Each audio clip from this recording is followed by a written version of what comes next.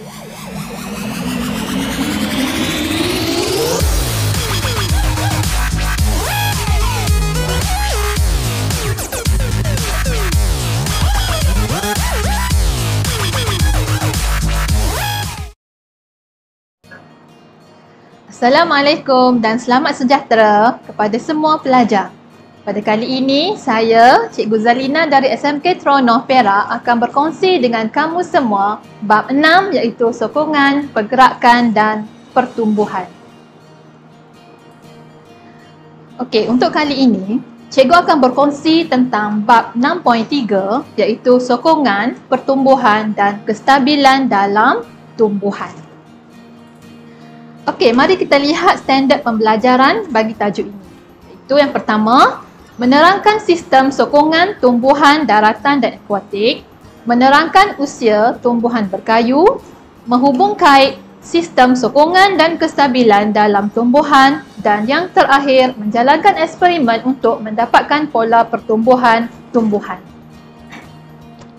Ya para pelajar, jika melihat sebatang pokok, pernah tak kita berfikir bagaimana pokok tersebut boleh berdiri kukuh di situ, stabil dan tidak tumbang?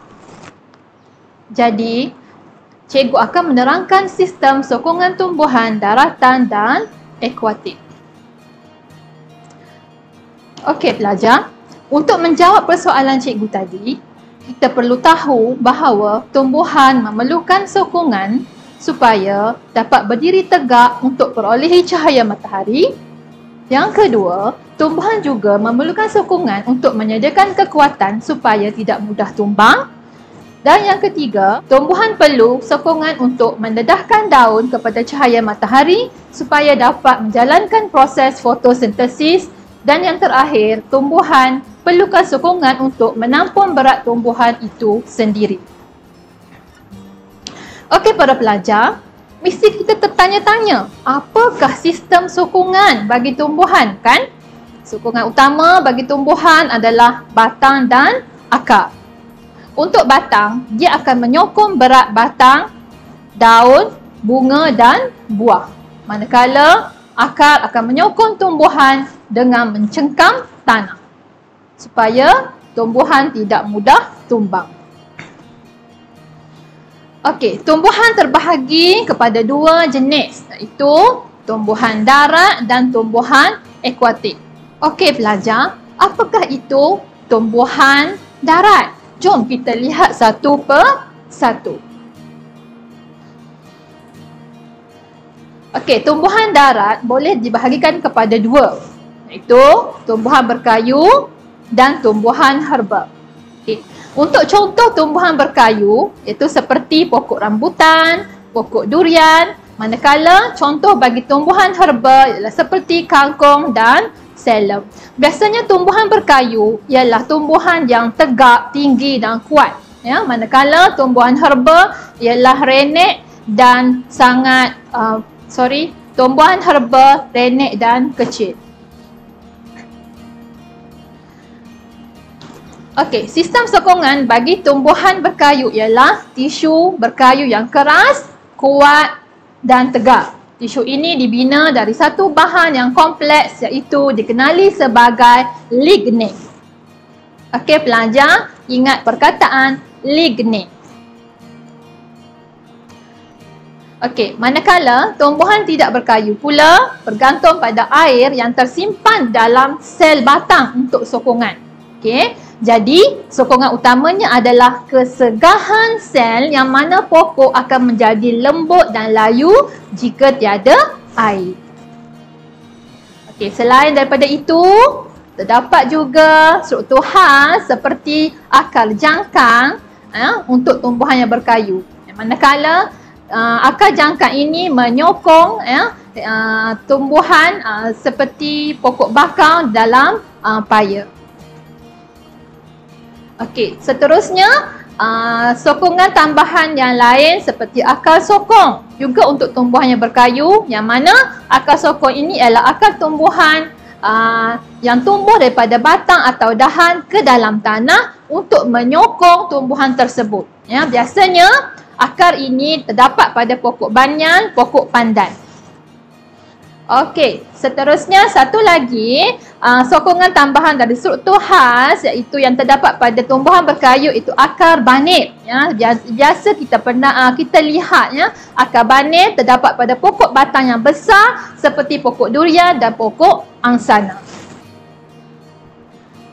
Okey, untuk tumbuhan herba terdapat juga struktur khas iaitu akar cengkam ya. Biasa kita boleh lihat akar cengkam ini yang terdapat pada pokok orkid dan pokok deduit.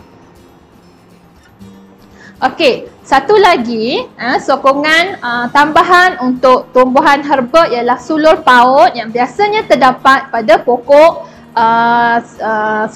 yang terdapat pada pokok timun, peria dan labu. Sekarang kita lihat pula sokongan utama pada tumbuhan akuatik ya. Sokongan utamanya adalah daya apungan air dan tisu erenkima pada batang dan daun membentuk ruang-ruang udara yang boleh menyebabkan tumbuhan tersebut terapung di atas permukaan air. Okey. Kita lihat contoh bagi tumbuhan akuatik iaitu seperti teratai dan keladi bunting. Okey, terdapat beberapa cara untuk menentukan usia tumbuhan berkayu. Okey, cara yang paling biasa ialah menentukan gelang pertumbuhan yang ada di dalam batang tumbuhan. Okey, yang mana cara pertama ini pokok perlu dipotong ya untuk mengira gelang yang terdapat pada batang tumbuhan tersebut ya. Satu gelang bermaksud 1 tahun.